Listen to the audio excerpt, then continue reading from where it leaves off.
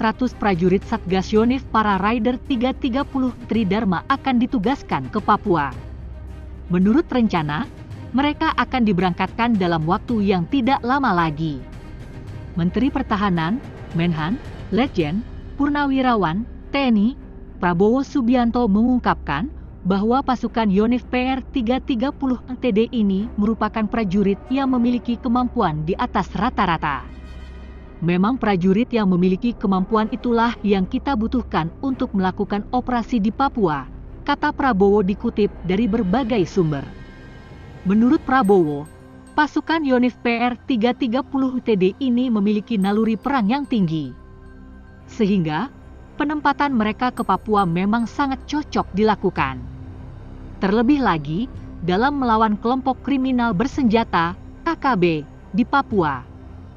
Kepada para prajurit saya pinta untuk terus mengasah kemampuan dan naluri perang yang tinggi pada latihan kali ini, pintanya saat mengunjungi markas Yonif PR 330 TD di Cicalengka, Kabupaten Bandung, Jawa Barat, Kamis, 11 Mei 2023. Ditambahkan Prabowo, dengan mengasah kemampuan diri serta memiliki naluri yang perang, tentunya akan berdampak pada kesuksesan tugas operasi dan menjaga semangat prajurit untuk menjaga nama baik TNI.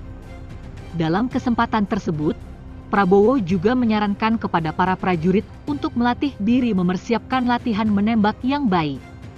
Sehingga, ketika sudah mahir dalam menembak, reaksi yang ditimbulkan akan bagus dan cepat.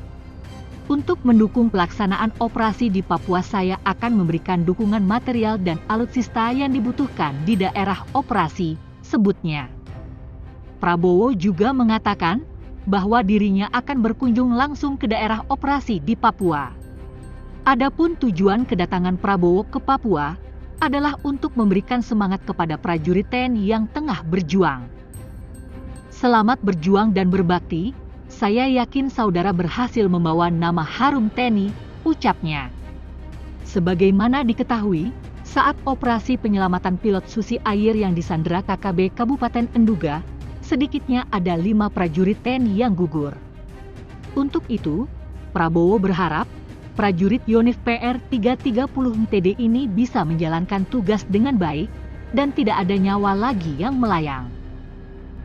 KKB Papua terpuruk. Warga sipil semakin mencintai ketulusan TNI dan siap lawan kelompok separatis. Dampak dari serangan yang dilakukan oleh kelompok kriminal bersenjata, KKB, di Papua baru-baru ini ternyata cukup besar.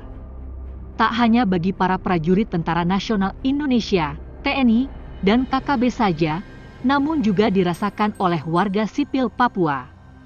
Dilansir dari Surya.co.id, warga masyarakat di Papua, khususnya Intan Jaya, semakin merasakan ketulusan prajurit TNI dalam menjaga dan melindungi mereka. Kerja nyata, kerja ikhlas dan kerja keras para ksatria Tengkorak Kostrat pimpinan Letkol Infantri Ardiansyah alias Raja Aibon Kogila di Intan Jaya, Papua semakin menunjukkan perubahan yang positif. Pasca kontak tembak antara pasukan Tengkorak dengan KKB Papua di beberapa lokasi dalam beberapa waktu ke belakang, pasukan Tengkorak Kostrat semakin dicintai masyarakat. Di sisi lain, masyarakat Intan Jaya semakin tidak menyukai, bahkan siap melawan gerombolan KKB Papua karena selama ini selalu membuat masyarakat Intan Jaya menderita. Bagi sebagian pemuda di Intan Jaya, mengojek merupakan salah satu pekerjaan yang menguntungkan. Apalagi selama ini, Raja Aibon selalu memberdayakan mereka agar penghasilannya tetap ada. Lain pemuda, lain pula mama-mama. Selama 7 bulan ke belakang, program borong hasil bumi yang digalakkan oleh pasukan Tengkorak Kostrat telah membuat perputaran roda perekonomian masyarakat Intan Jaya berubah secara signifikan. Mama-mama begitu senang saat semua hasil kebunnya diborong habis oleh para ksatria Tengkorak. Mereka menjadi lebih bersemangat berkebun. Dapur mereka pun tak pernah putus mengebul. Anggota KKB Papua serahkan senjata. Selain itu, baru-baru ini anggota KKB Papua menyerah dan serahkan senjatanya kepada TNI di wilayah perbatasan RI-PNG. Melansir dari penerangan Kodam Cendrawasih, mantan anggota KKB Papua berinisial saudara E, 32, dan J, 35, menyerahkan secara sukarela senjata api, senpi jenis Engkelup kepada Satgas Pamtas RIP Enggionif 725 Woroagi Naungan Kolakops Korem 174 KTW di Kabupaten Bovendigul, Papua Selatan.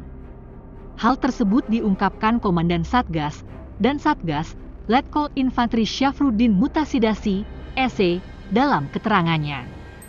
Disebutkan, J dan E mendatangi pos Satgas Yonif 725 Woroagi sambil membawa senjata apinya. Saat Jumat pagi, saudara J dan E mendatangi salah satu pos Satgas Yonif 725 Woroagi.